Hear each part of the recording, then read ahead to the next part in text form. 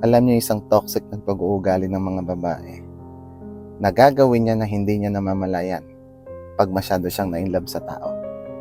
Ito yung gagawin niyang sentro ang sarili niya sa loob ng relasyon. Ang ibig ko sabihin, yung mood niya, yung emotion niya, ay nakadepende na sa reaction ng partner niya.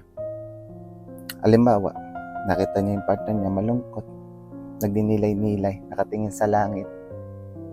Tatanungin niya, bakit ka malungkot? Sinong iniisip mo? Nakita mo yung partner mo nasa telepono, kinikilig, patawa-tawa. Bakit ka kinikilig? Bakit ka masaya? Ang ibig ko sabihin, pag ang kasiyahan ng lalaki ay hindi nagmula galing sa kanya, threat na sa kanya yan. Nagkakaroon ng anxiety. Hindi nyo ba napapansin mga babae, pag nakita nyo yung lalaki na sa social media, halimbawa nasa live, nakita mo, ang unang-unang response na gagawin mo, titingnan mo nasa paligid niya. Kanino siya nagsasaya? Sino yung binibigyan niya ng attention? Imbis na kung ano talaga yung magandang ginagawa niya. Diba? Threat kasi. Nagsasaya siya nang wala ka. Unfair. Pero sa totoo lang, ay naman talaga ang healthy relationship na tinatawag natin. Bukod sa pagiging independent mo, practicein mo din yung tinatawag natin interdependent. I-research na lang, baka humaba pa yung video.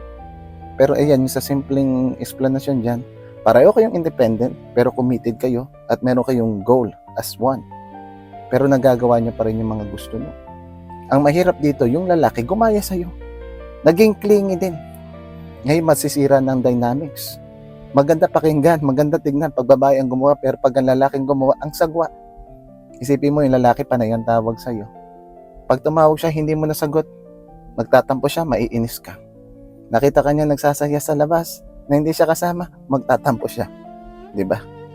Be careful of what you wish for. Baka mamaya, pag sa'yo ginawa, ibalik mo sa nanay niya yan.